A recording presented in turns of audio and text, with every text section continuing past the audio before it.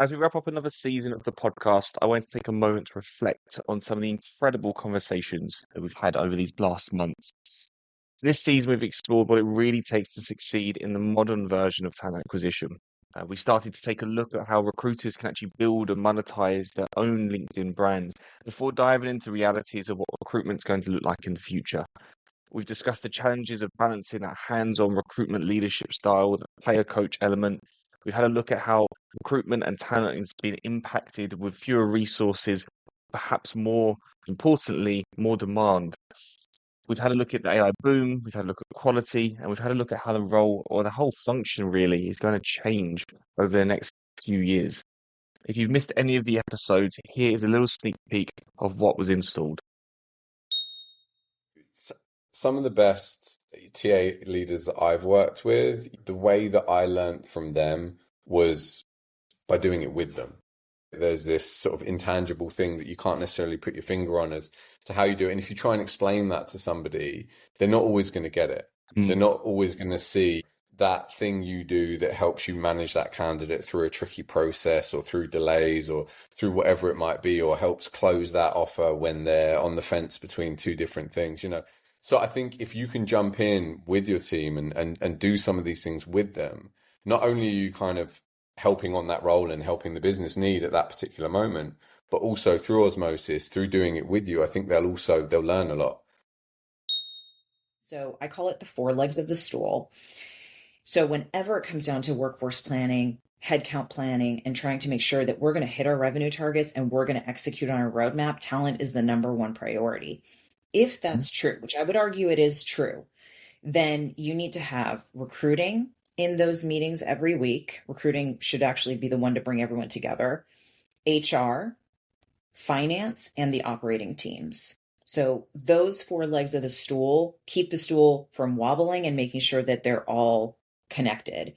What I've done in the past, anytime I've gone in and started a new role, is immediately built the relationships with those other three teams and called us to come together in the spirit of execution and delivery for the company.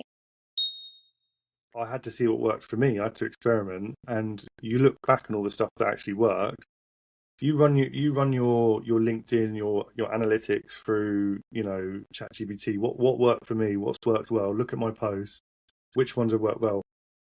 And then you'll start to see, okay, this is a pattern. Okay, well, I'm just being myself on video. People seem to kind of enjoy that more, or it seems to cut through more noise than. I tried the whole thought leadership thing, right? Me trying to pretend like I knew exactly what I was talking about, like I was an expert. The fact of the matter is, there are no experts in recruitment or TA because it's constantly evolving. If the founders themselves aren't clear on the hire that we're trying to make, and I'm talking if you've got multiple founders, all right, you've got a CTO and a CEO, let's just say that, right? If you're not clear together, that's where you're going to have your biggest bottleneck in hiring. So from my experience, genuinely, it is unclear expectations creates the problem, because one founder thinks that this person is amazing because of X, Y, and Z, and the other founder says no, and it's polar opposite, but neither can put into practical words why they don't agree with each other. And then you just lose an amazing talent. My focus is kicking off my calls with helping them understand more about what we do and what the product can provide at Join. In that sense, that's a very good way to also understand if they actually did some research beforehand or they're actually intentional about it. But I don't do this from a place of checking them. I do this from a place of empowering them with the ability to be successful and really have a solid understanding of what they are signing up for. Because my job is not to set them to fail or to put them through fire. My job is to really evaluate their potential, and if I see it there, then to really support people to be successful in the process. Predictive hiring capability, it looks at what's going to happen in the future. It looks at how your team is going to be shaped. It looks at what headcount planning decisions you'll need to make based upon historical data points, yes, but obviously there's a there's a lot of data points in the models which also examine skills, labour demand, market force dynamics, your financial performance within your industry, and how you're looking to grow, but goes beyond that and actually looks at automation and how that will impact the workforce, how that impacts the way you go about hiring and the way you go about recruiting people in the future. So it paints you a bit more of a detailed, granular picture of what you need tomorrow, rather than tell you and guess what you need tomorrow based upon what you've learned from yesterday. So for me, everything is about data.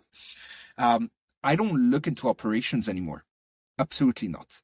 Right. I have managers who actually do the operational work. Right. So they're the ones that are in charge of delivering on the recruitment plan. Right. My only visibility on what is happening is if I get the data, because I'm no longer hands-on top of, that's what's happening on the tech side of things, non-tech. And if you want to be taken seriously by the business and build a case around anything, right? I mean, you might see a bottleneck in the process, right? And that's the only way you will be able to move forward in your career, looking at the data and talking data. Once you get to TA manager, team lead, where do you go from there? Companies don't want to pay for somebody simply to do a strategic head of TA role. So I think there's a blocker on where recruiters can go. And increasingly, we're finding that heads of HR, CPOs, CHROs are looking for someone who can cover TA, but also do other stuff within the HR function in order to justify having somebody at a more senior level that can bring that strategic or even tactically planned focus to TA.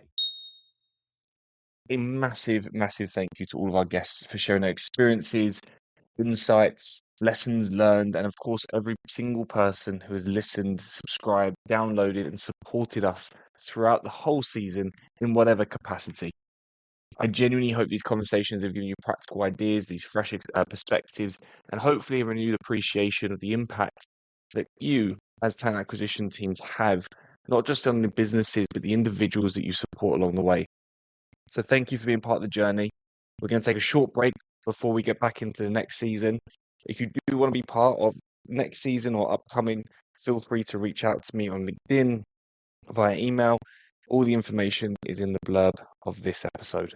But thank you so much once again for joining, making talent acquisition what it is today.